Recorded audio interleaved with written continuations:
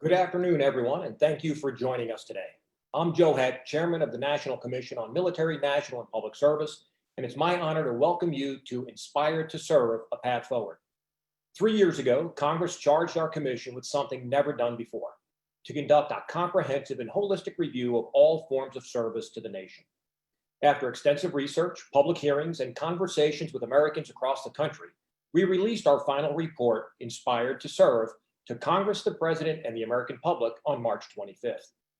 The report provides a bold vision and comprehensive plan to strengthen all forms of service to address critical security and domestic needs, invigorate civil society, and strengthen our democracy.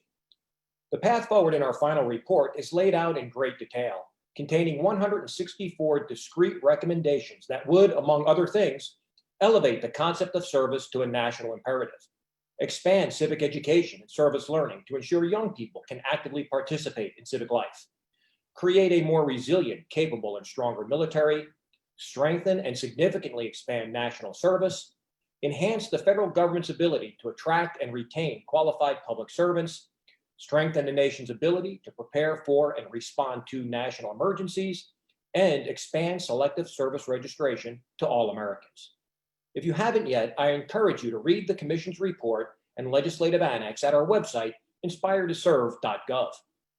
We recognize and thank the many individuals and the over 530 organizations that have contributed their time, energy, and talent to our work. This includes 41 speakers that joined us at our public meetings, 68 panelists that testified at our public hearings, 68 statements for the record, and more than 4,300 public comments. Since our report came out, the need for action on our recommendations has become even more urgent as we face the challenges associated with the COVID-19 pandemic and ensuing economic crisis. Service is a necessary part of the solution to these and other challenges. Our deepest gratitude goes to the nation's public servants, medical professionals, military service and national service members, and volunteers working tirelessly to stem the spread of the coronavirus. But more needs to be done to tap the power of service to meet pressing needs of our communities and nation. We have seen greater appreciation for the role of service and a positive reception for the committee's recommendations. A bipartisan group of House members from the Four Country Caucus, all military veterans themselves, have introduced the Commission's Inspired to Serve Act. On Tuesday of this week, a Senate Homeland Security and Government Affairs Subcommittee held a hearing on the Commission's public service proposals. Members of Congress have introduced bills to advance recommendations in several areas, including bipartisan legislation to expand national service to address COVID-19, and some of our recommendations are included in the draft fiscal year 21 National Defense Authorization Acts. Our long-term goal is to cultivate a culture of service in which individuals of all backgrounds are aware of, aspire to, and have access to opportunities to serve their communities or nation. Today's event will take a deeper look at the Commission's vision and plan for action. We have an outstanding group of leaders to have that discussion. Our agenda includes 2 fireside chats, one with former Secretary of Defense Leon Panetta and one with Ambassador Susan Rice, and 2 panel discussions. The first panel will discuss building a culture of service in America. The second will focus on tactical ways to carry the Commission's recommendations forward. So it is my honor to introduce Michael Smerconish, who will moderate today. Michael is the host of the weekly Saturday TV program on CNN, fittingly called Smerconish. He is also the host of the Michael Smerconish program on SiriusXM's POTUS Channel 124. No stranger to service, at age 29, he was appointed by President George H.W. Bush to a sub-cabinet level position in the Department of Housing and Urban Development. We are honored that he could join us today. Thank you, Michael, and I will turn it over to you.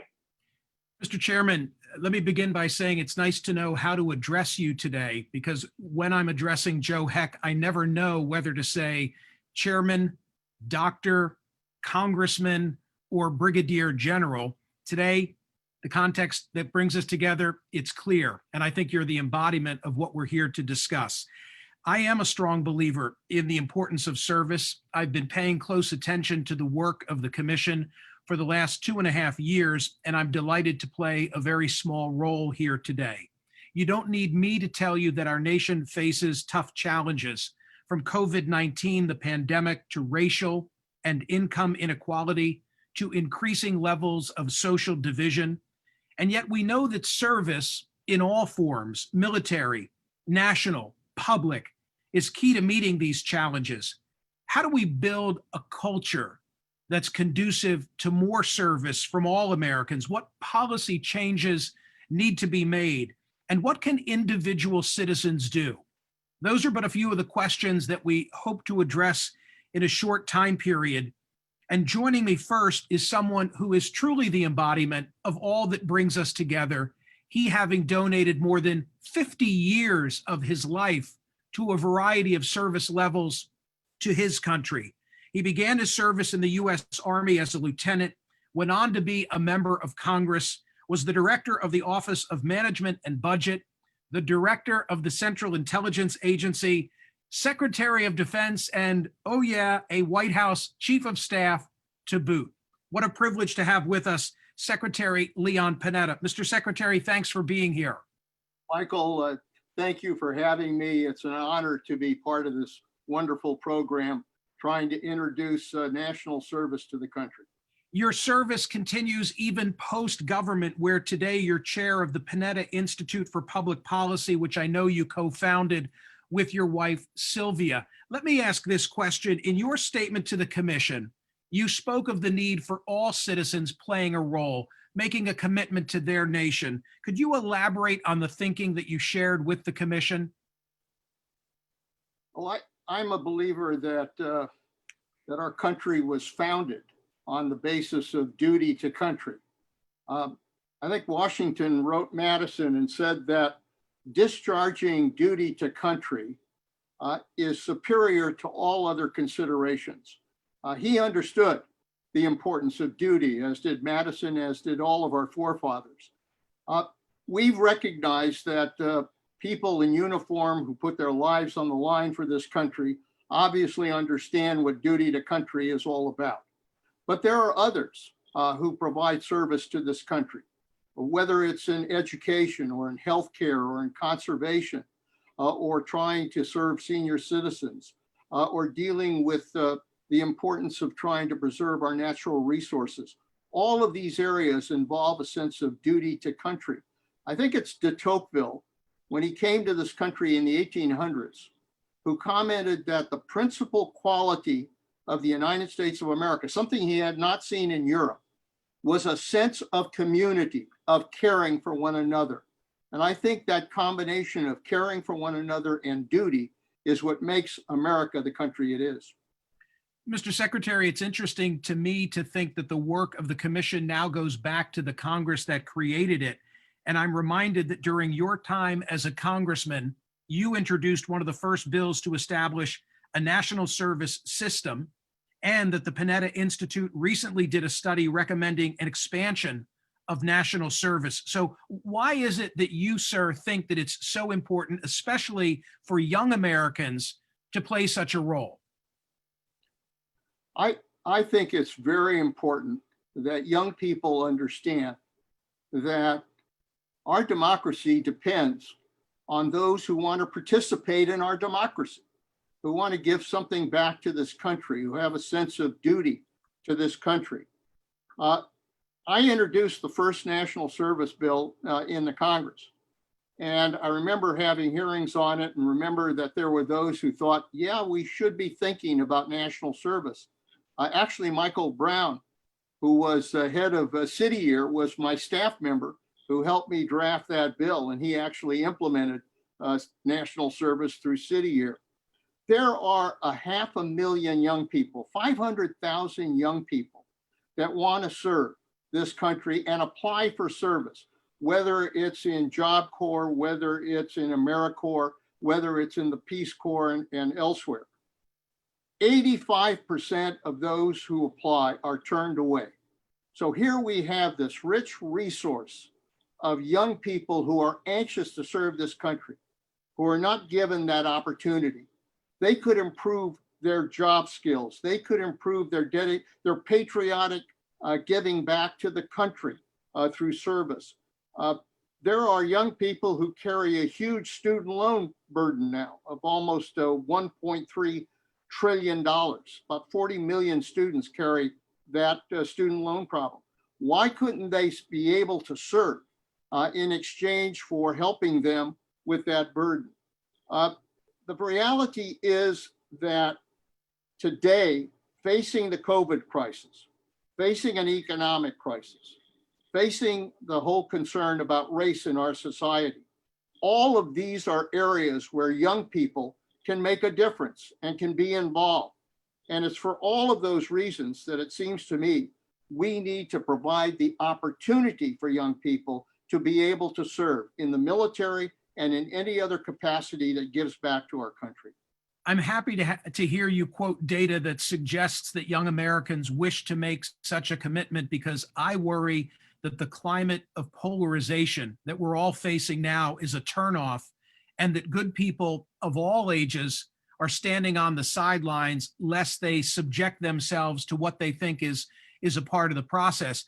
With the work that you're doing at your private organization now, I want to ask whether these times of government shutdowns, whether this public denigration of civil servants, what do you say to encourage young people who might not otherwise be motivated to get in the game, so to speak? Well, the whole mission of the Panetta Institute was to try to have young people be able to seek public service in this country, to be able to give back to this country. I was inspired to serve because my immigrant parents thought it was important to give something back to this country. Because I served 2 years in the Army and understood what duty to country is all about, and with the need to work together with others to accomplish a mission. But there was also a young president who said, ask not what your country can do for you, but what you can do for your country. And the result is that we are trying to get young people to understand that despite the polarization, despite the heavy partisanship, despite the dysfunction in Washington that we see today, that they can make a difference. They can make a difference.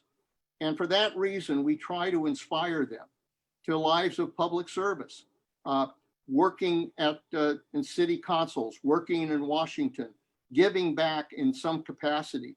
And thank God there is, I think, a new generation of leaders that we need for this country, who understand that our democracy will survive only when people are willing to work together and to govern this country and to give back to this country. Mr. Secretary, given your previous role as Secretary of Defense, I would be derelict in my duty if I didn't ask you about one particular recommendation from the commission. It's interesting. It was a great body of work from my vantage point, and I read it all. But of course, in the media, there was one particular subject area that seemed to garner most of the attention. By way of illustration, I'm looking at a New York Times headline from March 24, which says, women should have to register for military draft 2, commission tells Congress, where one of the commission recommendations included expanding the selected service registration to women, making it possible to draw on the most capable talent in a time of national emergency. I'd love to hear your thoughts on that recommendation. I have to tell you that as secretary, one of the most rewarding experiences I had was to visit the battlefields around the country, around the world that we were involved in, whether it was Iraq or Afghanistan or elsewhere, and to look into the eyes of men and women in uniform who were there and willing to put their lives on the line for this country. And I believe deeply that everyone ought to have the opportunity to serve this country in the military or in any other capacity, regardless of race or color or creed or gender, regardless of any kind of question with regards to who they are. I think they have the right to be able to serve. And when I was secretary, women were out there serving on the front line, but they could not engage in combat. They were not allowed to be part of our combat forces. And I remember asking the chairman of the Joint Chiefs, why is that? If they're out there, I've seen them, they're out there, they're on the front line. Why should we not allow them to be in combat? And he raised some questions, but I said, look, I said, if they're able to meet the standards for combat, they should have that opportunity. And he was willing to look at it. And as a result of that, we moved forward and gave women the opportunity not only to serve, but to be in combat. And that's the case today. I believe that what the commission recommended in terms of allowing women to be part of the selective service system is right. If they can serve in the military, if they can put their lives on the line, there's no reason why they shouldn't be part of the selective service system if we need them in a national emergency. Is there something for everyone? Is there a commitment that people of all ages, all races, all genders can be doing, regardless of whatever their station in life might be? Absolutely. There is the opportunity to serve this country, regardless of who you are, what your background is, what your preferences are. We should be able to open up that opportunity, not just in the military, but I think particularly now in our communities, because of these crises that we're confronting today. I think there is a particular role for young people to be able to serve, to help, whether it's in healthcare, dealing with this huge pandemic that faces our country, whether it's in race relations. I mean, understanding one another is at the heart of how we improve race relations in our country. And how do you do that? Through shared experiences. I've always believed that in the Army, because of the draft, it gave the opportunity for everyone to be part of a unit, to have to work together, to understand one another, whether you're from the South or the North, the East, the West, regardless of your color or your creed.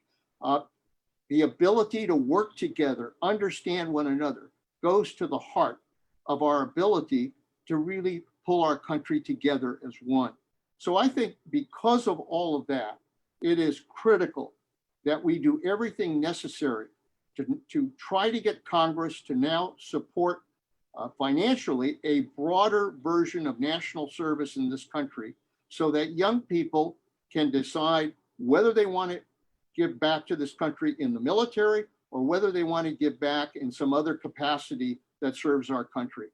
I think that is the future in the 21st century, the ability and the opportunity to give everyone a chance to serve in some capacity in this country. That would make our country a better country for the future. A quick final thought, Mr. Secretary. You remind me of what I heard my father, who served in the Korean conflict, say many years ago when you used the reference to the oneness of military service, because in his verbiage, it was the common denominator. He thought that great things came from individuals wearing the same clothes, having the same haircut, eating the same food, and regardless of where you came from, you really were, at least as by rank, on equal footing. Final 30 seconds are yours. Well, I just want to point to a poll that we took of young people recently. And there were some interesting results that I want to share with you. Almost 80% of the college students we interviewed said that what's happening with the COVID pandemic is making a major change in their life. They're not sure about their career. They're not sure about their education. They're not sure where they're headed. But at the same time, 61% said they would love to have a national service system that would help them with their college expenses. That is an important point that everybody ought to embrace, because it represents the fact that young people do want to serve this country in some capacity, and we should respond to that urgent need. Thank you, Mr. Secretary. Thank you very much, Michael. It's good to be with you. Joining me next is an excellent panel to discuss how we as a nation can build a culture of service so that every American is inspired and eager to serve. So let me introduce them. Shaquana Boykin is a community leader with Opportunity Youth United, working to increase civic engagement and advocating for policy through the Reconnecting Youth campaign. She's also an AmeriCorps alum from the New York Public Allies program. Welcome, Shaquana. We appreciate your being here. Hello, welcome everyone. Jeff Huber is the CEO of Home Instead, a global provider of home care for older adults. He led the creation of a new service year core to engage young people in caring for older Americans and is co-chair of Serve America Together. That's a campaign to make national service a common expectation and opportunity for all young Americans. Greetings, Jeff. Hey, Michael, thanks. It's great to be with you. Dr. Janine Davidson is one of the 11 commissioners of the National Commission on Military, National, and Public Service. She currently is president of Metropolitan State University of Denver and has a 30-year career in military, public, and academic service, including serving as the 32nd Undersecretary of the Navy in the last administration. Dr. Davidson, it's nice to see you again. Thank you, Michael. Great to be here. Jeff, allow me to begin with you. How can national service address the COVID-19 impacts? Secretary Panetta was just making reference to some of this, including for aging Americans, which is a population that you work with. Well, first, I just want to say congratulations to the commission. This is something I'm incredibly passionate about. It's fantastic work, and I'm so honored to be a part of it. You know, I think the bigger point of your question is that service year opportunities can be aimed at major societal issues. They can be aimed at serving the marginalized in our society. If COVID did anything, it shined a spotlight on at least two major issues, one of which is the aging population. Right now, we have the largest demographic shift in the history of the world. In the United States, 78 million boomers who are entering their mid-70s, and over the course of the next 30 years, will be entering their mid-70s, 80s, 90s, the highest healthcare usage years of their lives, at a time when we are today $25 trillion in debt. Big issue. We can aim service year opportunities to help solve that. Secondly, COVID highlighted the devastating effects of social isolation and loneliness. It's a killer. It's epidemic. It increases coronary artery disease, dementia, stroke, death, increased usage of the healthcare delivery system. It's an epidemic proportions. It existed long before COVID. Unfortunately, it's going to be only grow as our population ages. And that's why we at Home Instead created our service year opportunity. It's called Champions of Aging, because we saw these huge societal challenges around aging, and we wanted to create the next generation of leaders who understand those challenges, can go on to become change agents, transformative agents, wherever their career takes them in the future. And that's why I'm just so honored to serve as co-chair on General McChrystal's Serve America Together. Shaquana, I'm interested in your perspective of a bird's eye view. What are young people currently doing that you have seen to address the impacts of COVID-19? Has brought us, I guess, together. A lot of times when we talk about young people stepping up, we say we want them to step up, but we never give them that opportunity. So here in Brooklyn, we have with Opportunity Youth United, we have a mutual aid fund. And I also sit on the Tenant Association at my NYCHA development, where we thought that it would be best to use our resources, the youth, and another mutual aid group to bring fresh groceries to seniors and anyone that's homebound. And what I have seen is that usually we always depend on agencies or nonprofits to show up. And actually, it has been agencies working with individuals like myself, youth from anywhere 14 and up, who are out here delivering food safely, who are standing up to be able to serve and talk to the adults. Like, this is how you're going to come to our development. This is a map of where all the people live. These are the names and the households that we have to hit, and actually letting the young people lead. And you see how they just light up. They're like, wow, Shaquana, you're just gonna let me like lead this group of people? And I'm like, yes. And you also get to talk to them about what does this mean, or how does this feel to actually be able to step up? And you'll see a lot of them are like, well, I feel like adults are seeing me now. Like, they're asking me like, okay, we have like Muhammad, he's 15, and he's like, Shaquana, the group asked me which route to use first. And like, you start to see them feeling empowered. And that's what I'm loving about this time. We are empowering each other.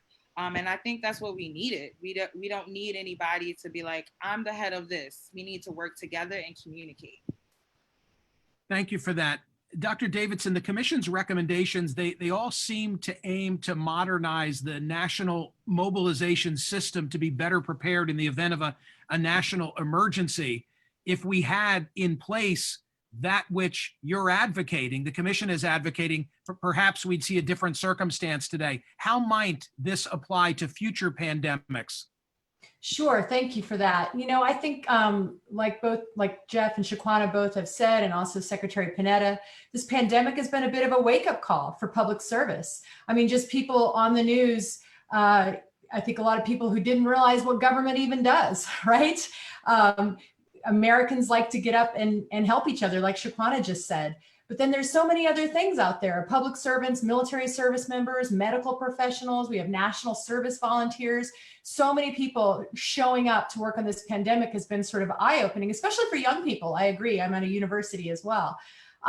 We think that the Congress and the president can and should take some steps to make America more prepared and resilient. We can learn from this. Our report has a bunch of recommendations to make the country more prepared and resilient. Things around strengthening the preparedness for future public health crisis, natural disasters, and other natural emergencies. We talk about how to more effectively mobilize the nation during emergencies. In order to do that, you have to be able to place critically skilled people and volunteers where they're needed. That's not a trivial endeavor logistically, and it needs to happen in advance with planning. We want to expand national service to provide more surge capability and capacity to meet health and economic and social needs. So the commission proposes to strengthen preparedness and national mobilization to ensure that the government at all levels has the best talent and critical skills to modernize the systems designed to respond to such crises and expand for surges. So just a couple examples.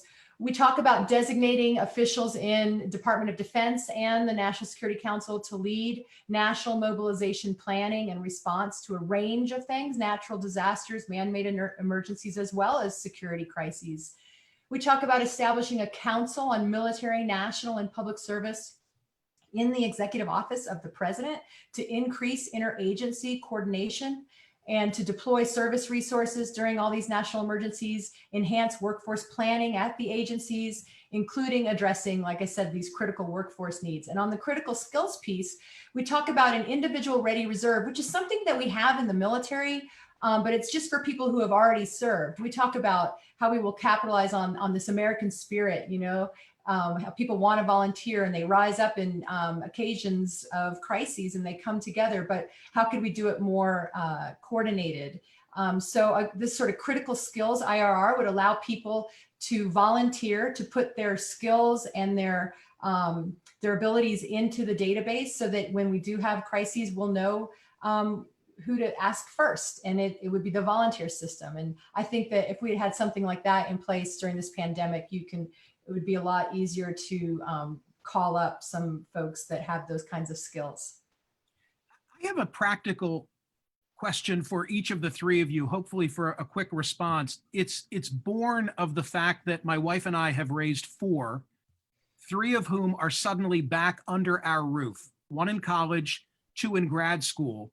And their experiences have made me very familiar with the plight of the class of 2020. And my heart breaks for young Americans who either just graduated from high school or graduated from college and now have had their plans interrupted. And for what it's worth, in my day job, I've been overwhelmed with individuals in either of those positions asking for internships because they have nothing productive to do. And yet this comes at such a key moment when the nation has such great need. It seems like a natural match, a marriage that we should be making, Jeff. How can we take individuals who are in limbo because of this situation and put them to work somewhere productively for the country? Yeah, well, I think this idea of having service be a common expectation among all young people is a big idea. I think it's probably the biggest idea of my generation, right up there with Eisenhower's, vision to build an interstate program, or Kennedy's to build a space program. Those things didn't just build roads and, launch rockets. It transformed the country, brought the country together. We need this right now. I think you're right. The time is ripe for this. And so to do it, I think we need a couple of things. We need, enabling legislation. We need Congress and our federal government to make this a priority. Last week, Senators Kuhn and Wicker sponsored a bill, a great bill, the CORE Act. We need to get that. We need to get that passed. I love Secretary Panetta's idea that we could exchange some service for payment down on student loan debt. Secondly, I think we need an underlying cultural shift that this is an expectation that everyone engages in a year of service, that this becomes a chapter in your life, like high school or college might be. And then finally, I think we have to engage the private sector. There's an important role that business can play to help make this become a reality. Shaquana, I appreciate what Jeff just said, and I would add this. I wonder if it requires formality. In other words, if given your experiences, young people showed up on your door and said, "Hey, I'm ready, put me in, coach," I assume there's a role that you have for them. Yes. And that's what happens. A lot of time, the community work that happens here in Brooklyn, say an organization capacity, they need somebody to go to a community meeting and just report on it, right? A young person can do that instead of an adult, doing that. A young person can go to that community meeting and report on that. And that also, opens them up to other opportunities when they turn certain ages to go into journalism or writing, right? But we have to, encourage those opportunities. If older people are always taking up that space, we can't, have space for younger people to even have that experience.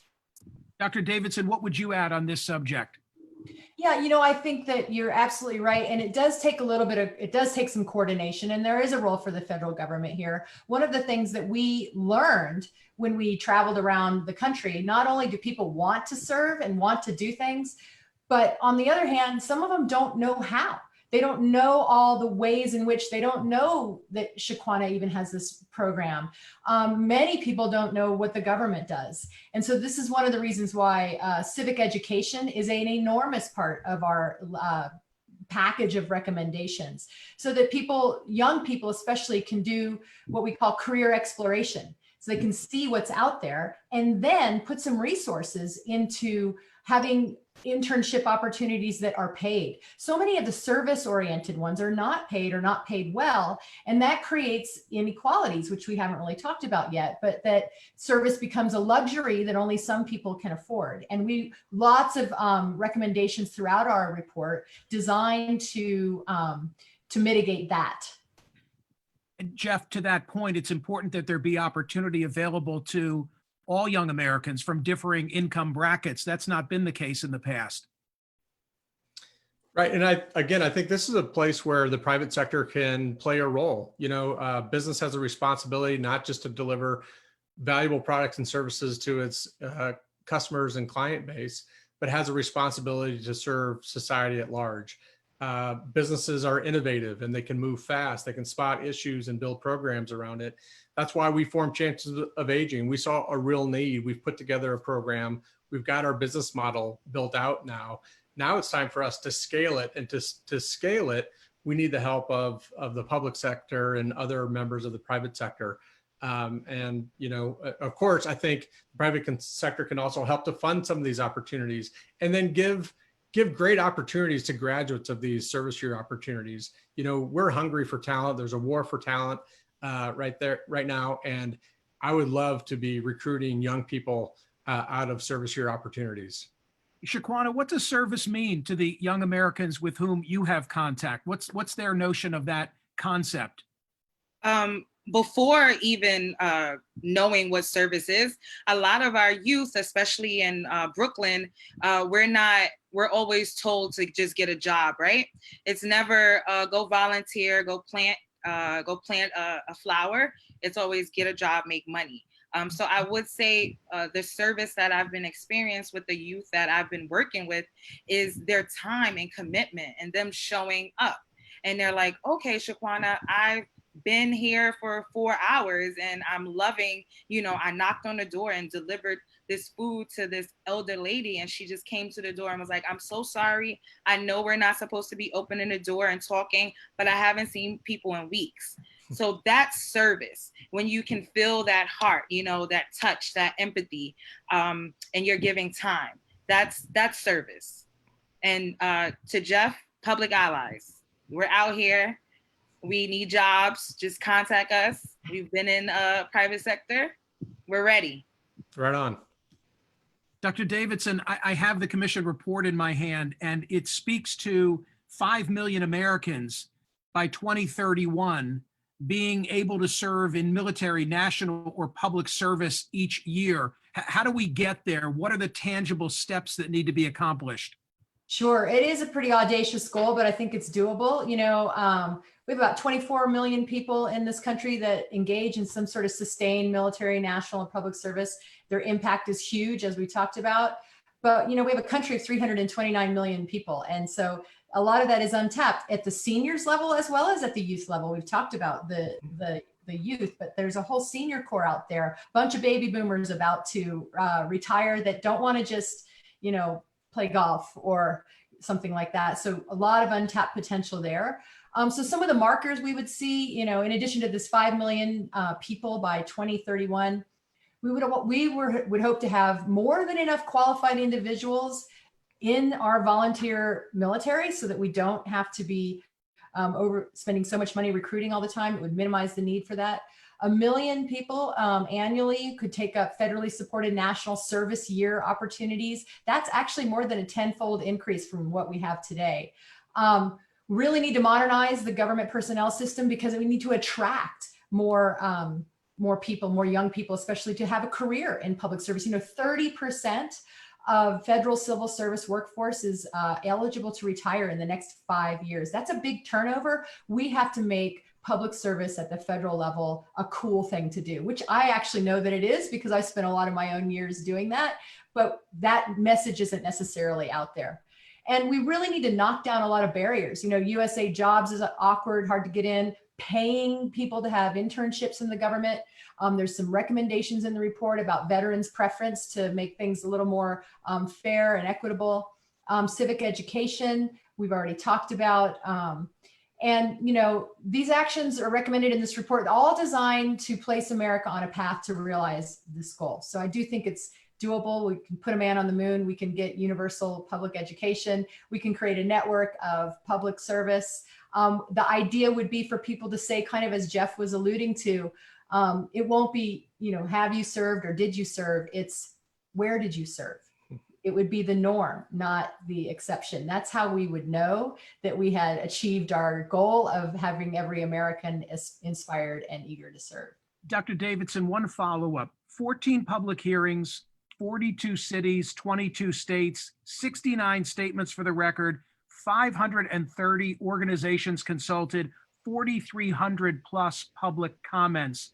What surprised you when you were doing your listening, gathering all this data? What did you hear that you hadn't anticipated?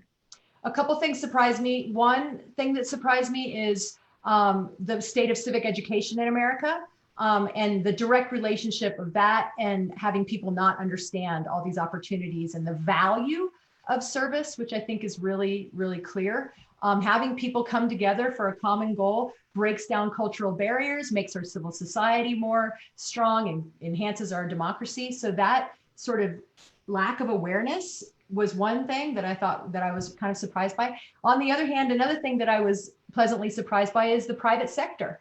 As Jeff alluded to, corporations are, lifting their game in being engaged in society. And I think part of that is driven by the next generation. Millennials and the next gen they don't want to work for a company that doesn't have a soul. They want to know that something they're doing is important. And I thought that was really, it was really inspiring to me. And I think there's definitely something there that we can work on. Jeff, I'm showing my age. I can remember having a civics class in junior high school. We didn't even call them middle schools. I'm still not sure why that transition was made. Is that part of the problem, that the curriculum has changed, maybe because of all the pressure brought on by standardized tests? Some subjects went by the wayside, including civics? I can't speak to whether the educational system is partly to be responsible for this. What I do know, though, is there is an untapped need to serve, a desire to serve, and we can unleash that with some public funding, some private-public partnerships. We can solve a lot of big issues. We can transform young people's lives. We can bring our country together, and we can transform the country. We need to do this.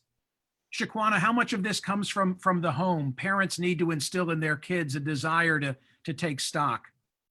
I think it like I was saying before, it is coming from the home, but it's not a norm for people who grow up like me in low income area to serve. It's Right.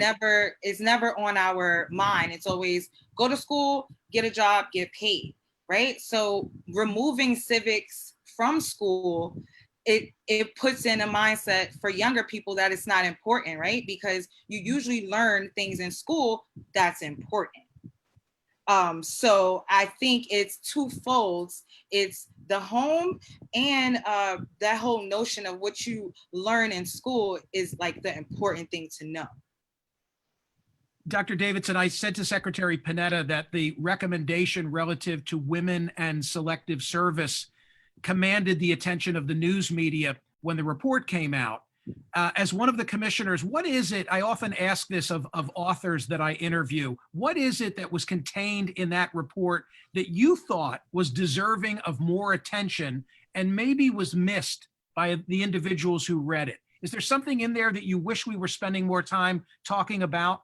Yes, you're right. The headlines were about women serving and being registered for the draft. And we used to sort of joke, come for the draft, but, stay for the talk about civics education, because that's what's really, really going to make America stronger. And so that wasn't necessarily an area where we thought we would go. That's why, that massive outreach that we did really illuminated things for us. And civics education was a huge one. The other one was this thing that Shaquana kind of touched on, which is people from low income environments, the idea that they're going to serve, that's just a luxury. And we can fix that.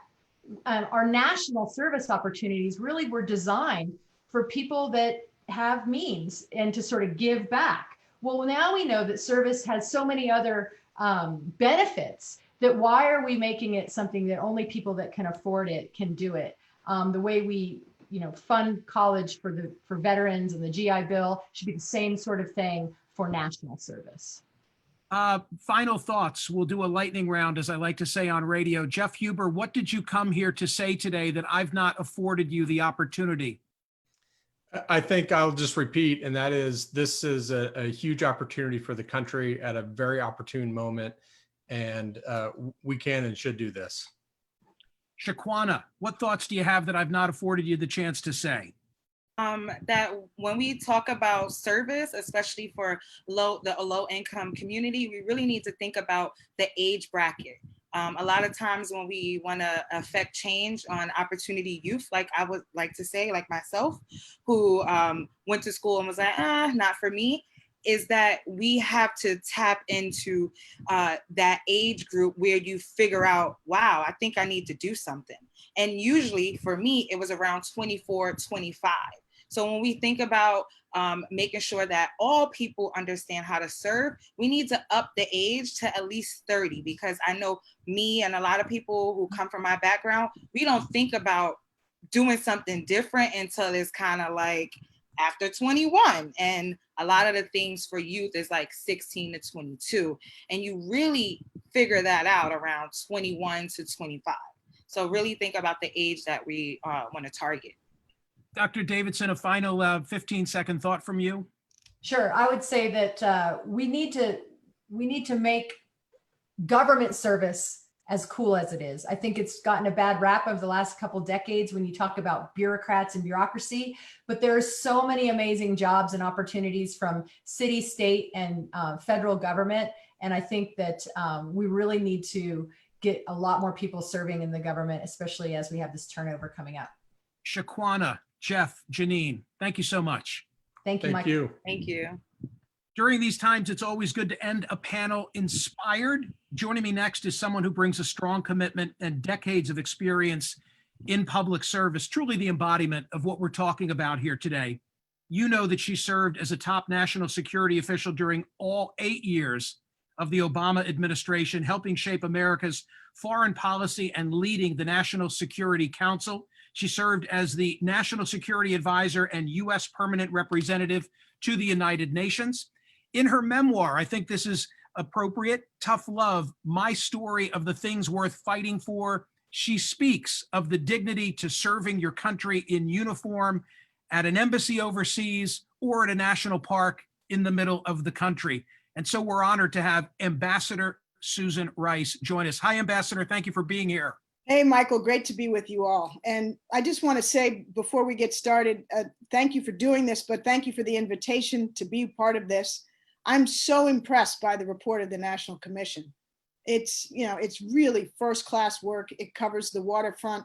It's got a roadmap for a Congress and an administration that are committed to service, to really bringing it to fruition. And I just want to congratulate all the commissioners. Well, you've lived the life that this report envisions. Was it always your calling? Is it an innate aspect of your background or something you acquired? I think it was, truthfully, Michael, it was sort of in my breakfast food growing up. Both my parents in different ways were involved in service. It goes back to my great-grandfather, who was a slave, who fought in the Union Army during the Civil War, and then was fortunate after the war to get an education, a college degree. And he founded a school in New Jersey in the 1880s that lasted until the 1950s. It educated generations of African Americans in college preparatory and in vocational skills. My mother was instrumental in the establishment of the Pell Grant program, which has enabled 80 million Americans to go to college. My father served most of his career in government, including as a governor of the Federal Reserve. And so as I was being raised, the expectation was for me and my younger brother, in one form or fashion, we would serve. But service was defined very broadly. It didn't have to be in the military or in government, as great as that is. It could be in the nonprofit world where my brother's been a leader. It could be in academia. It could be in the private sector. But the notion was that, to those of us like me and my brother whose parents came, from low-income immigrants or the descendants of slaves, to achieve something, we had an obligation and expectation to give back to the greatest extent we could to our country and to our communities. And so service was part of the breakfast food. It's a lot of breakfast food. Ambassador, you know the issues that we're facing as a society, as an American society. I'm wondering if you think that the subject that brings us together today, this need for service and creating a culture of service, that herein might also lie the answer to some of the division among us. I absolutely think it is. And I actually wrote about that in the last chapter of my book. My dream, Michael, is not only to see the recommendations of this extraordinary commission implemented and brought to fruition. If I could dream, my dream would be, and I recognize that this is costly, that there'll be legal questions, all sorts of objections, but I wish we could have mandatory national civilian service in this country so that every kid between the ages of 18 and 21 spent 6 or 12 months in national service, whether it's laying, broadband or building infrastructure or rehabilitating inner city schools and libraries. The reason I think service is so important, not only is it creating economic opportunity and training and skills for those who may not otherwise have them, but most importantly, it's teaching us to understand and to know each other as Americans across different geographic, racial, socioeconomic lines as part of one nation and one community. The fundamental thing, Michael, is if we live together, if we work together, if we know each other as human beings, it's a whole lot harder to hate each other. And I think national service, maximized to the greatest extent possible, bringing in people from all sorts of backgrounds, not just the privileged, not just the poor, but everybody, to live and work in common purpose would be probably the most powerful thing we could do to heal our democracy and catalyze national unity. Now, in an era where we can't even get folks to agree to wear masks to save their own lives and that of their grandparents, I recognize what a tall order it is for anything to be compulsory. And that's why I call it a dream, or an aspiration. But I think the closer we can get to that, the better off we'll be. And that's why I think the recommendations are so powerful. Well, I'm so glad that you're willing to go there. I would like to think that that's an issue that cuts across ideological lines. You wouldn't know this, Ambassador, but earlier in the presentation, I was speaking with Secretary Panetta, and I mentioned to him that my father, who served in the Korean conflict, always called that experience the common denominator. And he thought that his life had been changed by being on the same playing surface as, in this case, it was men, but men from all walks of life, from all parts of the country, of all races, who, when the haircut came and the meal came and the uniform, they were all equal in a way they had never been before. What makes you think that it's really just pie in the sky? I'd like to think that it's a doable conversation. Well, I'd like to think it is too, but I think the challenge is obviously would be very expensive. I think it would be money extremely well spent, but it would also be arguably something that those who oppose mandates might challenge legally. And I don't know enough to say with confidence how that would play out. But I do think it's something we should aspire to get at least as close to that objective as possible, for the reasons that I said. I think it would be hugely beneficial in terms of helping to address economic and social disparities. I think it would be extremely beneficial in terms of building a civic-minded culture and an ethos of collaboration and community and collective purpose, which our democracy so needs. And it would help bind us together as a nation. You mentioned your dad, who served in the Korean War. My dad served in World War II with the Tuskegee Airmen.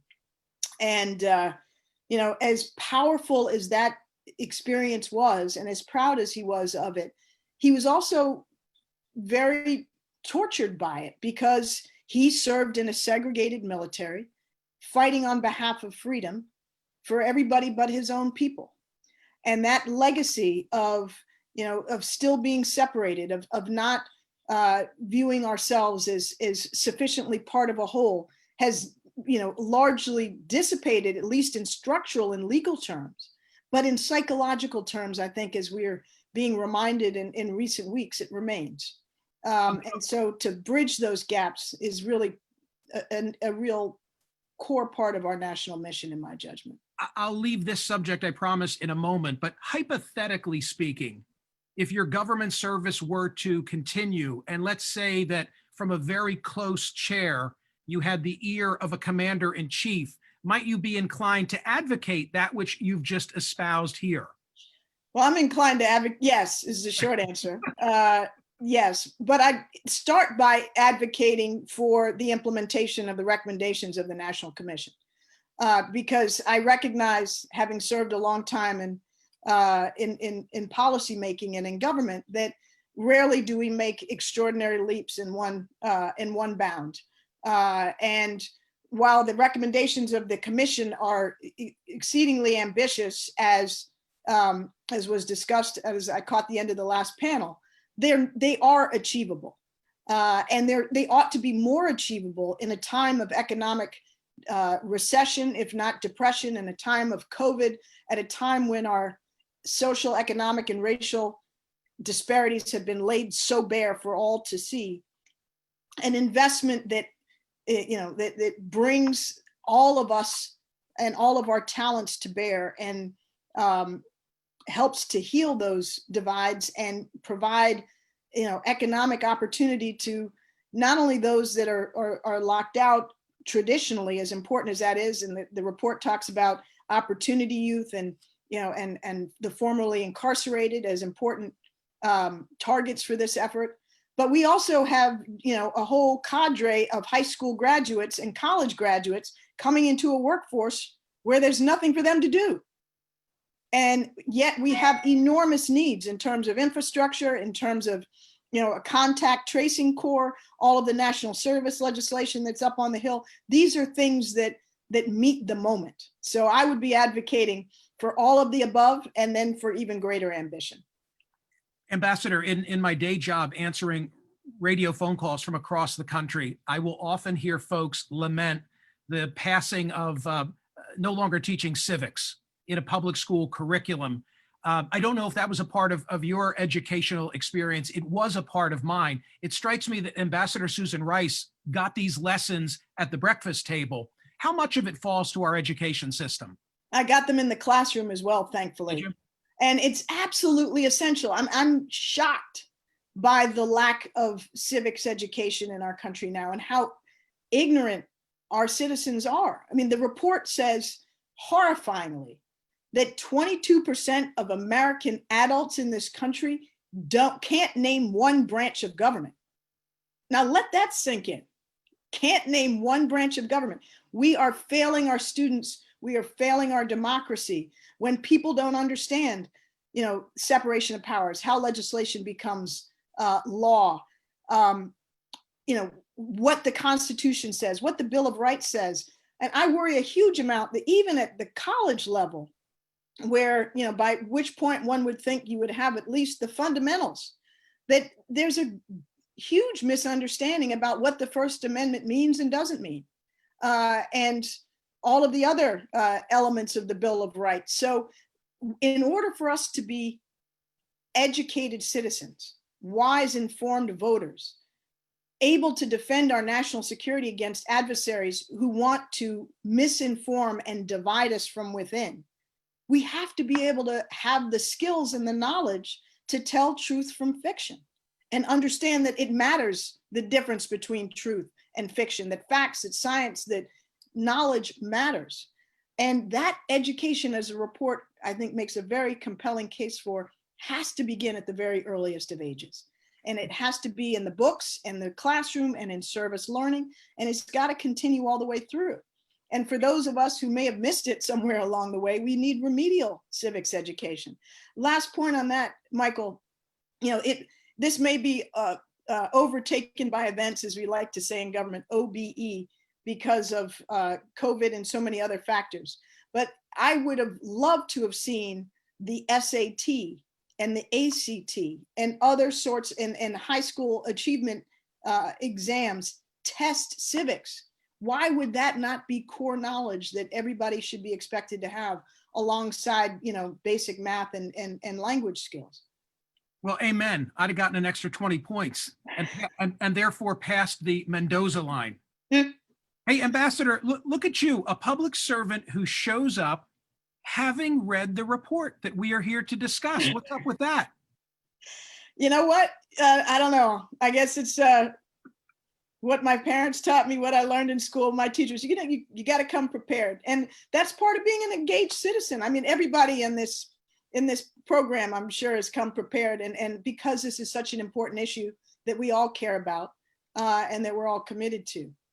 Chairman Heck has me here because he knows I know how to run a clock. I have 20 seconds left with you. You get the final word. Go ahead. Well, Michael, I just want to say to everyone who's listening and everyone who's considering whether they want to be part of service, please do it. Whether it's military service, government service, public service, or some form of national service. In my experience, there's nothing more gratifying, rewarding, or meaningful than being able to serve with your countrymen and serve your country. Well said. Thank you, Ambassador. We really appreciate your time. Thank you so much. Now that we've explored the Commission's vision of every American inspired and eager to serve, let's turn it over to our next panel, who will focus on action steps to strengthen and enhance service in America. I turn it over now to Commissioner Steve Barney to moderate the next panel. Steve served as the General Counsel to the U.S. Senate Armed Services Committee and helped ensure congressional passage of the annual National Defense Authorization Act. Mr. Barney also served for over 22 years in the Judge Advocate General Corps of the U.S. Navy. Thank you so much, Steve, for being here. It is your ball. Michael, thank you so much for the fabulous foundation that you've set for us. This has been a tremendous discussion with our first panel with Secretary Panetta and Secretary Rice.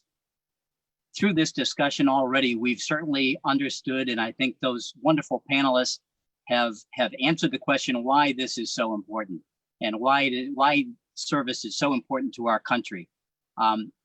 I've got to say that I think probably hundreds of us listening to Ambassador Rice chuckled at the idea of she learned this at the breakfast table, and yet it really does point to a major part of what we've tried to accomplish through this process, and that is providing an opportunity for our nation to really begin to look at how to address service in a way that reaches the lives of every American, makes them aware of the opportunities for service, provides them the access and the aspiration to serve. So thank you again, Michael, for being such an important part of this. So here we go. America's commitment to serve one another, that is for Americans, their commitment to serve one another and the nation has been an example, and it's been an inspiration to people all around the world. For 2.5 years, our commission met with Americans across the country, and we saw this spirit of service firsthand. Yet as a nation, as my colleague Janine Davidson said, we have not yet unlocked the full transformational potential of service in all of its forms. And that's where our commission's report comes in. We believe that the current moment requires a collective effort to build upon America's spirit of service and to cultivate a widespread culture of service as a legacy to future generations.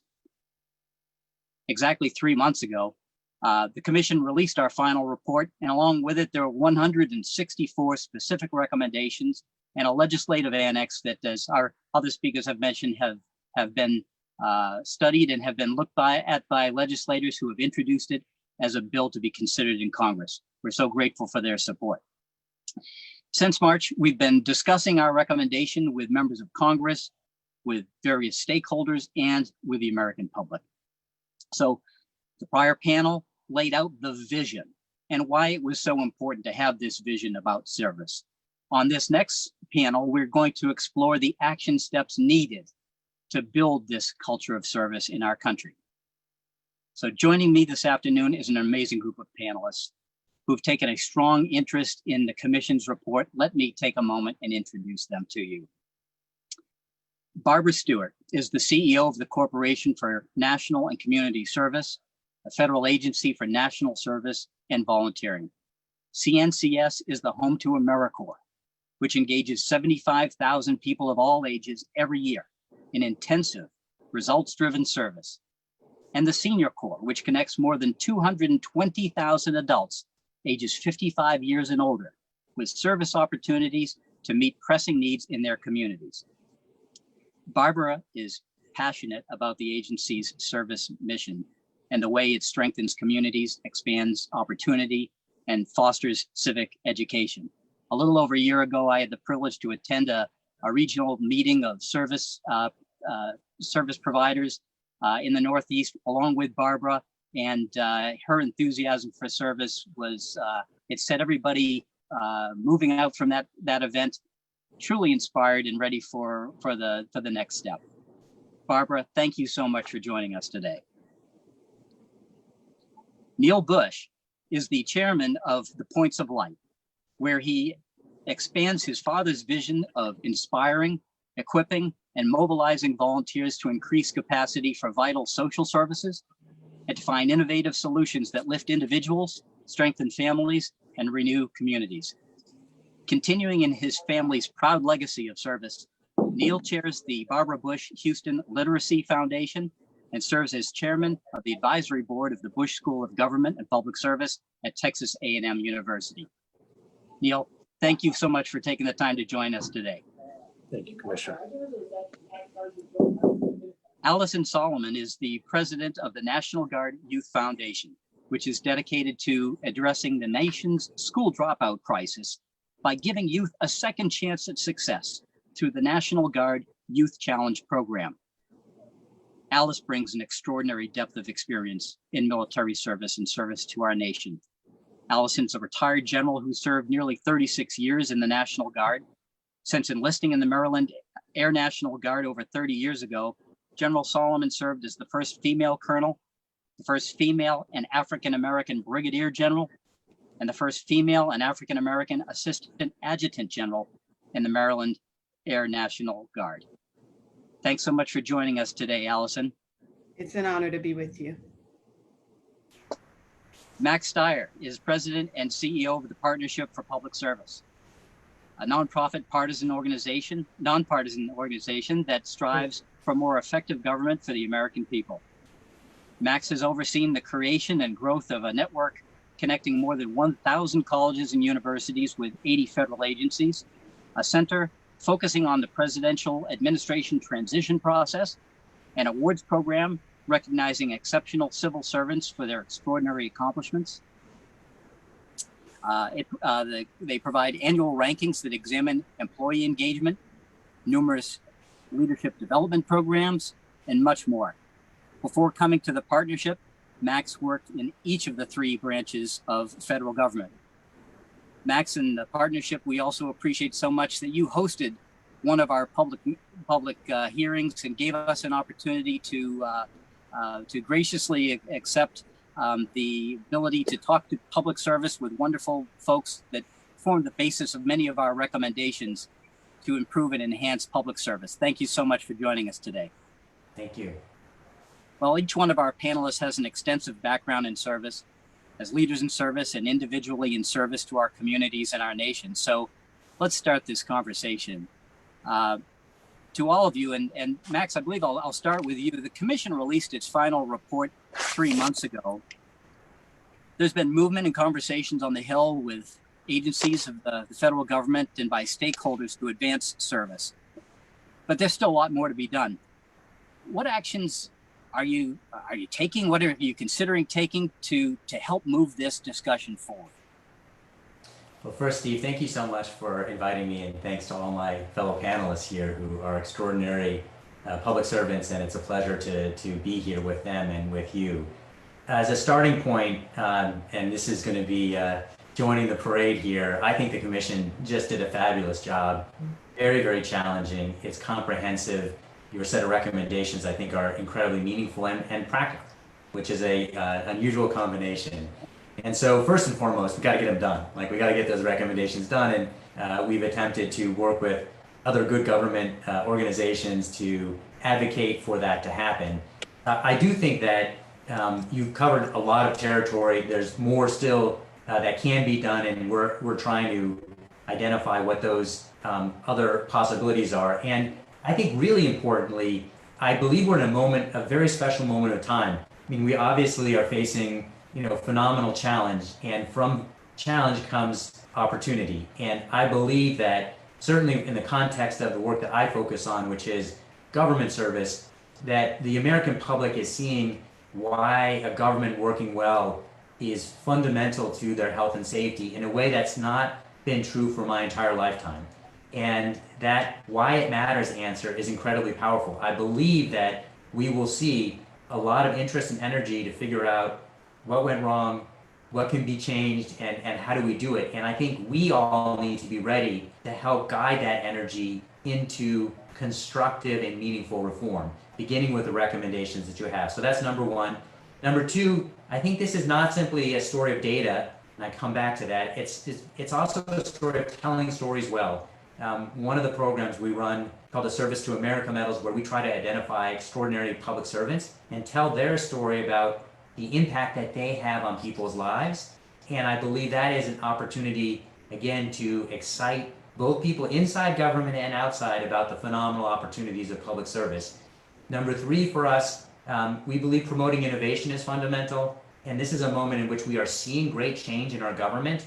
The tendency is typically for government to respond aggressively in a crisis and then to pull back, to come back to status quo ante, to the way things were done before when it is over. One of the things we're looking at is, can we harvest innovations that are taking place now so that we can advocate to make those the normal practice going forward. Look at the VA. They're doing extraordinary jobs in hiring. They've had big gaps in hiring. In 2 weeks in March, they were able to hire 18,000 people. The things that they're doing there need to become ready, steady practice for them and perhaps for others. We are also building relationships between the talent world and the federal agencies. An example of this is we've initiated an effort in California. Interestingly, 2 million federal civil servants, 85% outside the DC area. California has the highest concentration of federal employees outside of DC, 150,000, largest single employer, I believe, in the state. So creating those relationships between the talent providers and the talent consumers is fundamental. You heard earlier from Dr. Davidson about the retirement numbers. Only 6% of federal employees are under the age of 30. There are a lot of opportunities for us to bring new talent into government. And lastly, we're looking at ways that individual agencies can rebuild their workforce, because this has to take place on a macro level, but it also needs to be tailored to the specific needs of individual agencies. So quick rundown of a few things that we're trying to make happen. No, that's great, Max. Allison, you bring such an extraordinary background in military service, and I wonder, when you think about your experience in the military and the culture of the military, what types of themes about our final report do you think would resonate and would provide an opportunity to motivate and to encourage folks in the military community, leaders there, to support and to be interested in moving forward on our recommendations? Well, again, thank you for that question. You know, I think one of the things that we see out of people in uniform certainly is the desire to serve. And when you think about how do you continue that, and you have to reach people at a younger age to expose them to the opportunity of the different types of careers, aspirations that they might have. So not only exposing them to opportunities to be a civil service, but public service in general, whether it's national or nonprofit. And you know, the program we support is the National Guard Recruit Program. Part of it includes what the biggest challenge is idea of community service as well.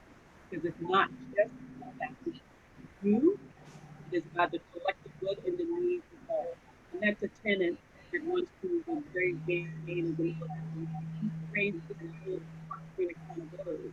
And when you're in a position to show that, and that it's an attractive look, that you can achieve and aspire by service. Certainly military service is one of those that I think all people in uniform would definitely say that the commission's work and the recommendations would enhance the opportunity for a lot of different people to consider service.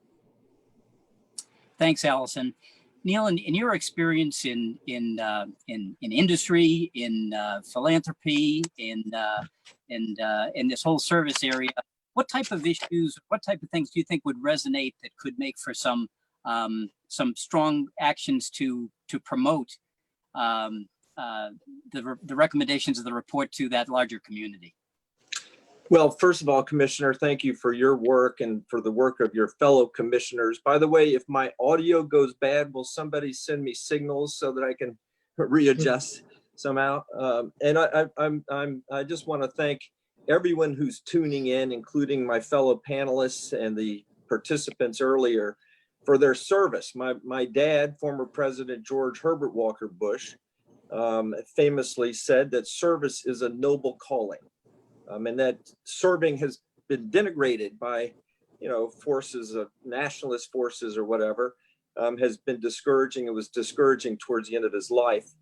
My father's legacy lives on, though. He had a vision in the late 80s where he went from community to community and saw that community problems are being solved by thousands of nonprofit organizations that are powered by individuals who give of themselves in service to others. And he used the metaphor of, 1,000 points of light like stars in the peaceful sky. My father has said that any definition of a successful life must include service to others.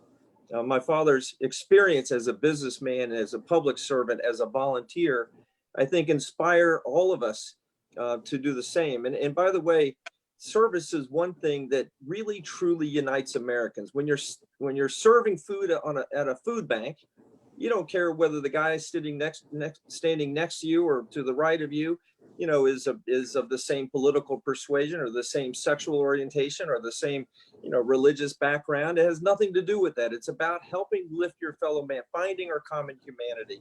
So Points of Light, which is the organization my father founded from the White House, as you said in your intro, Steve, inspires, equips, and mobilizes Americans and now globally, people across the globe to serve others. And we do that in different ways. We advocate. We have an affiliation of volunteer centers in 30 countries to over 200 in the United States. We actively and strongly support the work that Barbara's doing. We are actively and strongly supporting the CORE Act bill, which will increase AmeriCorps. We are conveners. We have the largest convening of in the service sector. We support corporate activation. You mentioned business corporations have a huge role to play. So we have over 90 global corporations who convene through Points of Light to share best practices. And there's some amazing, innovative work being done in the corporate world where it's being proven now that the more a culture of service that you create, the more likely you are to attract and retain better employees, and it drops to the bottom line. And so our work won't be done until, these recommendations and Inspire to Serve are implemented, and where the culture of service is deeply embedded, like the Shriver family, the Bush family. We've at a family level, the culture of service, needs to be deeply embedded. In every corporation, there should be a culture of service. Every faith institution, every university and high school, there should be a culture of service, so that we don't rely on government for all of our answers, that we take our democracy back, and that we deal with not just episodic crises, natural disasters that come together, but the persistent problems that exist in our society today, problems related to poverty, to the breakdown of the education system. I'm sorry I'm taking too long, but I was interested in Secretary Rice's or Ambassador Rice's comment that 22% of the people can't answer the basic question on civics. Well, one out of 5 Americans are functionally illiterate. It's kind of hard to realize your fullest God-given potential without literacy. So we have tons of problems to solve. Everyone has a role to play. And I really appreciate the role of the commission in inspiring us to find our calling. Thanks, Neil.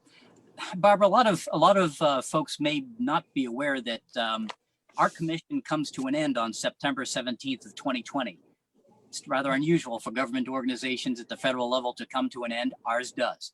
And with that, we look to folks like CNCS to be part of the continuing standard bearer for this message of service and promoting service. Now, we know that Congress has been introducing bills and states have been partnering with AmeriCorps and Senior Corps to address health and economic impacts of COVID-19 as a very clear example of the value of service. Can you talk to us a little bit about why national service is important as a resource in this pandemic, but also for future national challenges?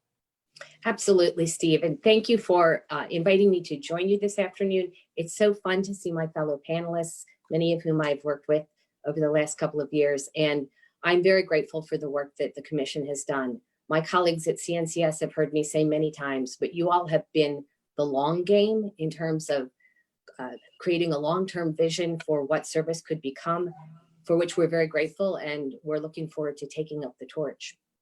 So as you mentioned, CNCS is the federal agency for service and volunteering, and our aspiration is that service become a cornerstone of our American culture. We think this is a really important approach. Much of the media coverage in the last several months has focused on how service could be a strategy for addressing the economic and health challenges created by COVID-19. Lots of opportunity, we think, for us and for AmeriCorps and Senior Corps to be part of that solution.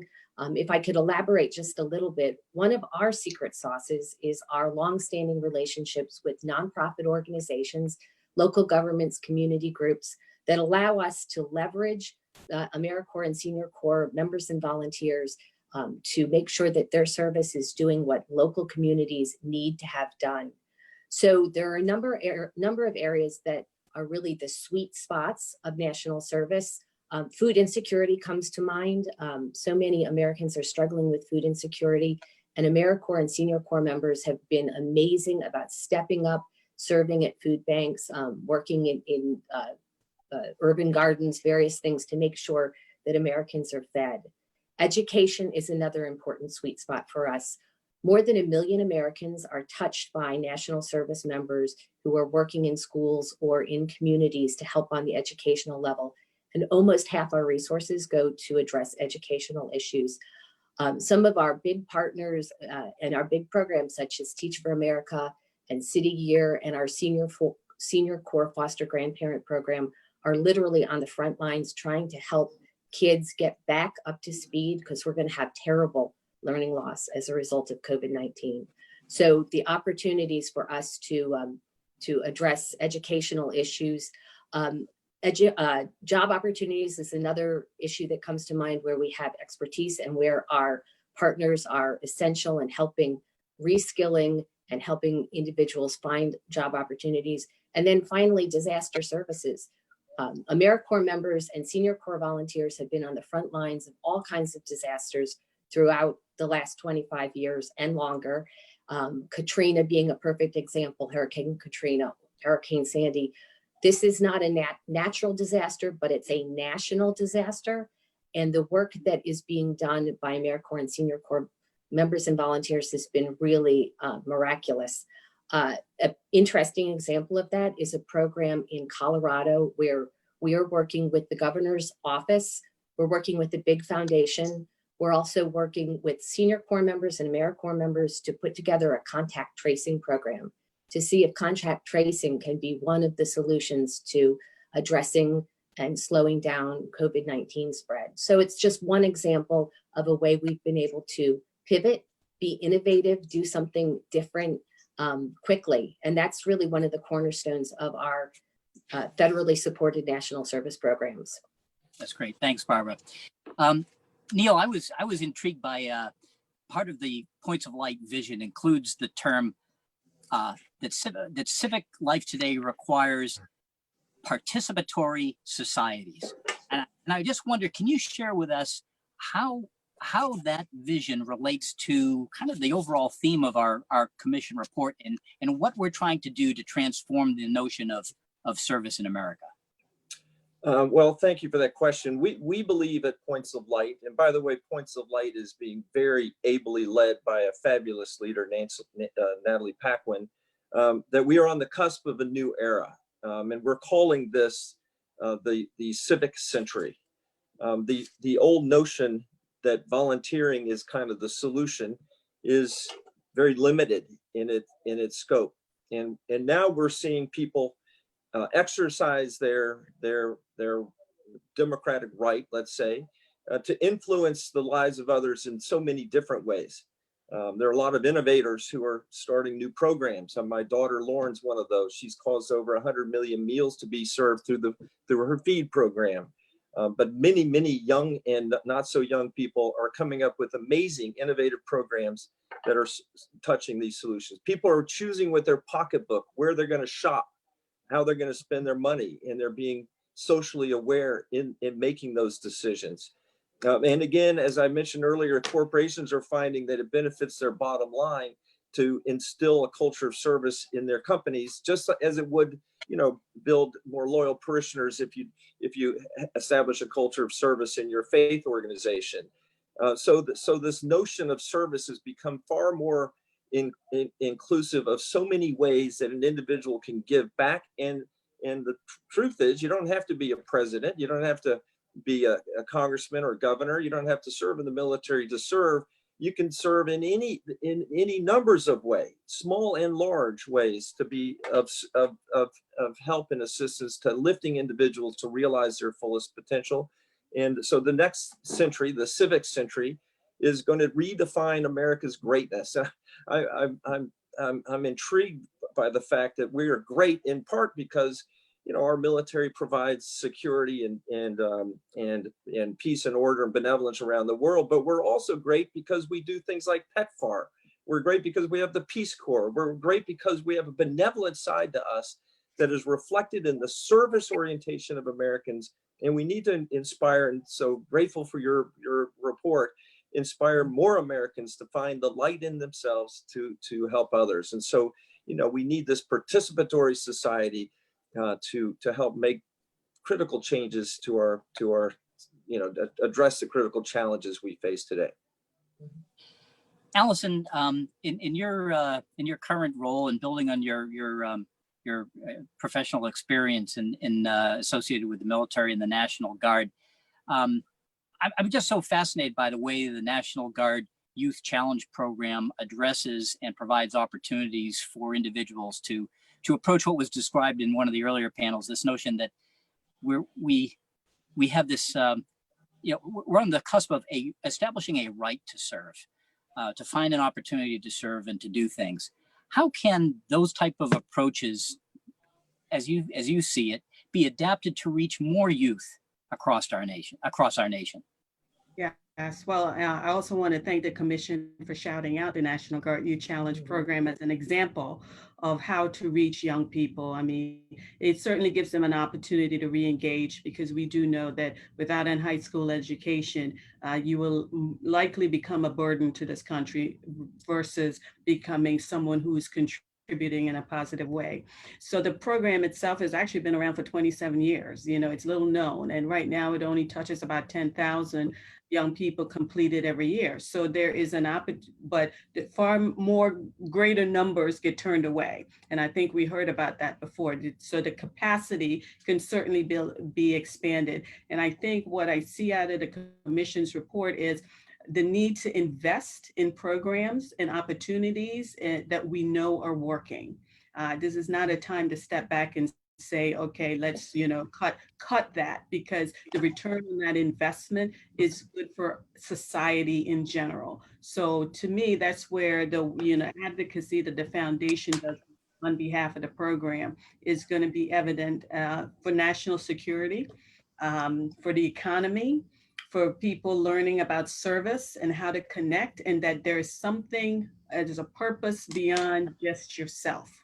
And I think that is another tenet that we try to incorporate into the program and core components to teach these young people that it's not just about you, it's about the collective community that you serve. So we really appreciate the opportunity to serve the 10,000 that we have, but the vision for the foundation is that we can serve 20,000.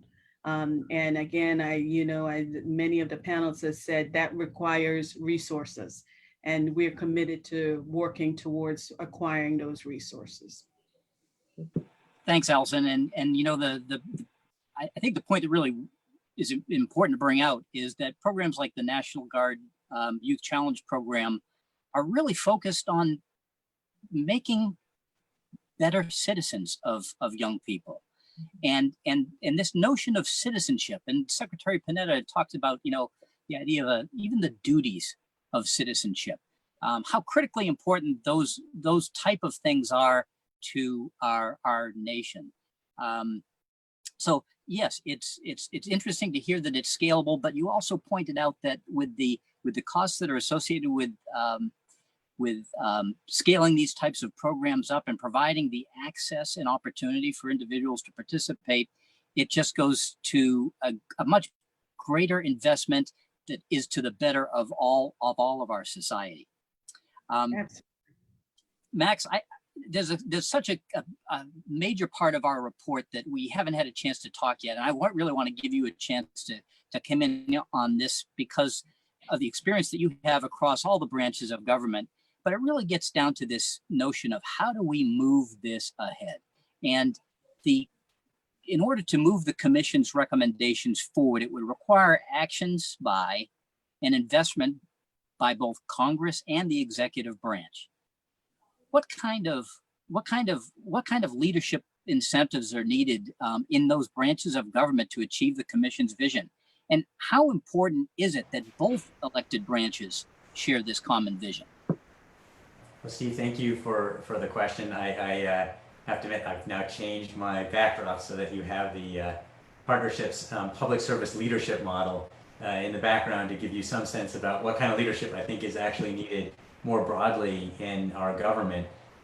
It's a fascinating question you ask because, I think your recommendations are incredibly strong, and it will require leadership for them to move. It's a lot easier to do nothing than to do something. And part of this, in my view, is a question of prioritization. Oftentimes you can get people to agree, but that's not good enough. You actually have to get them to see it as important enough that they're going to make it one of their 1, 2, or 3 top priorities, because otherwise things don't get done. So we need to see people, as you suggested, both in the executive branch and Congress, understanding that this is fundamental to the culture of our country and also to its long-term success, and that we will not have the society we want in any terms if we don't reinvest in the service mentality of the people of this country and the opportunities that are presented to them. I think there's another element of leadership that I think is also fundamental. And the first part is obviously to get the right rules in place. But at the end of the day, the way those rules are executed is equally important. And I can't help but point to Barbara's comments earlier about what she is doing as a great example of effective leadership, in which she was able to take the vehicle of the Corporation of National Community Service, recognize that there was an opportunity given current need to do things differently and apply the resource that she had quickly into a vital need for our society. And that kind of leadership is fundamental, I think, to our success. Our institutions are only as good as the people that are in them, and those people depend in all kinds of ways on the capability of the leaders that are there. And one of the things that I think is distinctive about leading in the government or in any public-oriented entity is the critical value of paying attention to public stewardship, that you're doing this for a purpose. And that's really the core, as you'll see from my virtual backdrop here, of our leadership model. And so I do think we need to examine not simply the rules that we have in place, but we also need to look at what kind of expectations do we have about our leaders, what kinds of leaders do we have in place. I think one of the examples I would give there is the idea that we have in our executive branch 4,000 political appointees. That's too many. No other democracy has that penetration of political leadership in their institutions of government. And I think that actually is a real barrier to our having a government that's going to work effectively. So there's the quality of leadership, which I think is defined in the model that I've got up next to me. But there's also some of the more structural issues about what kinds of leaders do we expect in our government. And Congress is a similar issue, which is there are leaders there who fundamentally are not invested in. I mean, one of these things is I think the military actually has this a lot better in that they know that leaders are selected, but they're grown, they're developed. And that understanding of investment necessary to grow capability, I think, is essential. So anyway, really important issue. Thank you for raising it. And I hope that this conversation will include a focus on leadership in addition to some of the other changes we talked about. Max, it strikes me as somewhat tragically ironic that a little over a year ago, we had one of the largest shutdowns of the federal government in our nation's history. We put, many thousands of people in federal service, hardworking federal employees on furlough. And yet a year later, we see the extraordinary work that's being done at every level of government, including the federal government, state, local, tribal governments to combat COVID-19. And yet they're still talking in Washington about yet another budget battle and yet another shutdown. I'm interested, how do we as a nation get the message to those folks who really need to take this home that we are talking about critical needs of the nation, and that these are great individuals and great opportunities to show the value of service as a way of doing what one of my colleagues said earlier today, showing that, things are really cool when you're working in government. You have great opportunities to do things. How important is that? And is that a big part of the message that should be going forward? I think absolutely. And, traditionally when people talk about civics, they talk about the mechanics of our government, how many branches there are, how, a bill becomes a law. And to me, equally important, if not more important for civics, is to understand the people who are actually doing the work of the public and having an appreciation for them. So at the front end, I talked about our Service to America medals, and plainly that's a great program, but not enough. We really do need the broader American public to appreciate the fact that their neighbors and their community mates are keeping them safe and doing all kinds of things that are fundamental to their health and well-being. And I think that knowledge is largely not there. I don't think people are ill-motivated. I think they are not as informed as they need to be, and we need to do a better job both of telling stories about what's happening, but also, again, I think this is a leadership issue, and not simply in the government, but external to government. We need to make sure that we're following through on that appreciation. So you raised a shutdown.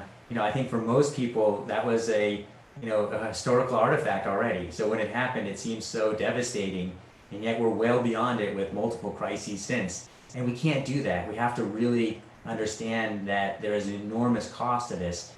We have a government, in my view, to be very direct about this, of incredible public servants who are being failed by their leaders in the system that they're operating in.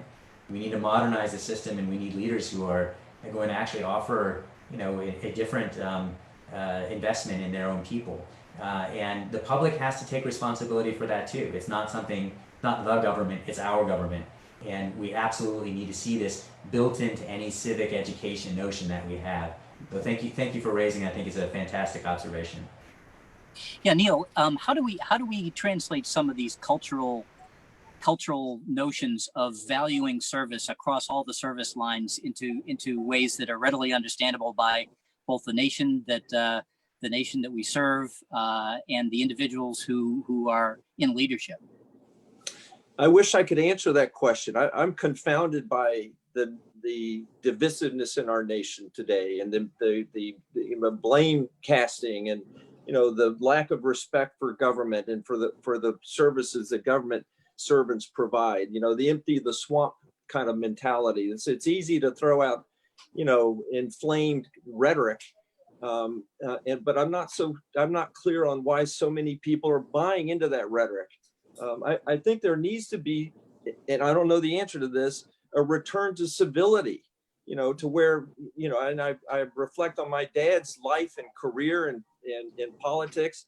He got the most out of people that worked with him because he looked for the best in others, and he was respectful to others, and he didn't bully people. He was kind and leaned in with love. And I think we need to have I don't know what's going to reinforce that. Maybe another leader in the White House who cares for a return to civility, and will work across the aisle to get things done in a bipartisan way.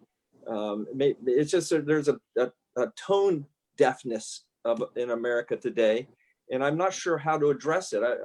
It's easy to say the education system or lack of civics classes. I think it's bigger than that. I think we're at a real challenging point in America's history, and hopefully we lean in, in the way that encourages more people to participate in whatever turns them on passionately about what's wrong in our country, so that we can make our country, strengthen our country in so many ways, and lift those that are neediest among us.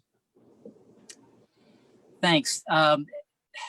Great points. As we're as our time here is starting to wind down, we've got several hundred folks who are watching us as we stream this event today, and we are so thankful that they have joined us for this. I know that they're interested in our report, but they're probably most interested in hearing from each of you what kind of things can they do? How can they participate in this process in order to move ahead the notions of service and to expand opportunities, aspiration, and access? And Barbara, notice that I got all three of those right this time. Barbara, can I ask you to give that one a try? Absolutely. So, if we want to build a better culture of service, I have a couple of suggestions, a couple of thoughts. The first is to start with the individual, to think about serving in AmeriCorps, serving in the Peace Corps, serving the government, serving in the military. There's many opportunities to serve. Our national service programs are a wonderful opportunity for young people, particularly those who are finding themselves their circumstances changed so significantly by COVID. So, but the individual also has so many opportunities to engage in their community, be it direct service or being on a board in a leadership role, or literally delivering food to your neighbor. There's so much volunteerism that's going on. I'd also say there's opportunities for partnership. We at the Corporation for National and Community Service are really excited about the recommendation that you have in the report about the military and civilian national service and military service working together, both in recruitment as well as in post-service opportunities, that we share and spread the word about the various kind of service opportunities that exist in this country. So partnership is a great way. And then finally, spreading the word about all of these different opportunities. You are more likely to serve in the government if your neighbor who you respected when you were growing up served in the government.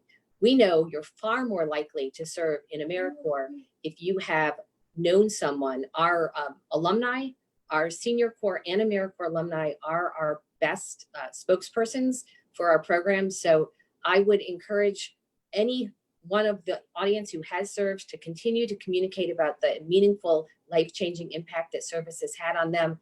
And we need to continue partnering, and we need to take individual responsibility to engage. Thanks, Barbara. We're wrapping up. I'm going to try and give everybody like a 30-second idea, perhaps, on what folks who are watching can do. Neil? I'll try to be brief. Every corporate leader that's listening ought to instill a culture of service. It helps your bottom line. Every faith leader that's listening needs to instill a culture of service in your faith organization, because it'll help your mission. Every university, every high school needs to figure out a way to instill a culture of service with your students, because it becomes embedded. And getting to Barbara's point, every family, set an example for your kids by going out and volunteering, for doing something, for saying something nice about somebody, for doing a kind gesture, or doing something larger than that to help your fellow man. Thanks, Neil. Allison? Yes, so I would say that start where you are. Plant your flag or your seed where you are. Begin by talking about your experiences and being open to listening to other people's experiences as well. And, I want to say also that one of the commission's recommendations about women in service, I also happen to sit on the Defense Advisory Committee for Women in the Service, and they made that recommendation in 2015, that women are collectively part of this. So think outside yourself and be inclusive of everyone in terms of giving them an opportunity. Max, I'm going to give you the last opportunity, the last word to bring it home. Well, I got the very scary comment here saying my internet is unstable, so that's going to force me to be quick too. Everybody has really covered the turf already. My one word that I haven't heard yet is check out federal service. If you want to make a difference on the largest stage imaginable, you can do anything, any job you can imagine, anywhere, not only in this country, but in the world. And it doesn't have to be for your whole life. So go to the partnership website, go to USA Jobs. Not always easy to get in, but worth the effort. Thank you. Allison, Max, Neil, and Barbara, thank you for all your work to advance service and for joining us today in this important conversation. We really appreciate your efforts to advance our recommendations. And on behalf of my fellow commissioners, I say thank you for joining us today. Thanks for what you're doing every day to cultivate a widespread culture of service as a legacy to future generations. And to the hundreds of people tuning in, thank you. If you're interested in learning more about what was discussed here today, I encourage you to follow up with our panelists and with their organizations. There are literally hundreds of other organizations and many hundred more individuals whose perspectives and expertise added tremendous value to the Commission's report. And we thank them and know they too will continue their part in moving forward with these recommendations. With that, I'm going to turn it back over to our Chairman, Joe Heck, for closing remarks. Joe? Hey, thank you, Steve, and thanks to all of our outstanding participants in today's conversations. We greatly appreciate your time and insights. And our thanks to everyone who joined this virtual forum for taking time out of your day for today's events. Many of you have joined us over the past 2.5 years to share your thoughts and ideas, and we would not be here without you. Before offering some closing remarks, I would like to publicly thank my fellow commissioners, all with inspiring personal stories of service to our nation, for the honor of serving as their chairman and for their incredible efforts in bringing Inspired to Serve to fruition. And to also thank the commission staff, who, as usual, did all of the heavy lifting of the commission. From organizing our public meetings and extensive travel, to conducting the research and outreach, to drafting the report and legislation, we would not be here today was it not for their collective, selfless dedication. So although this is our culminating event and the commission is winding down, the path forward for service must continue. Now is the time, and Inspired to Serve is the plan, to strengthen service and achieve the vision of every American inspired and eager to serve. So we call on Congress and the President to invest in the American people and the security of the nation by taking action.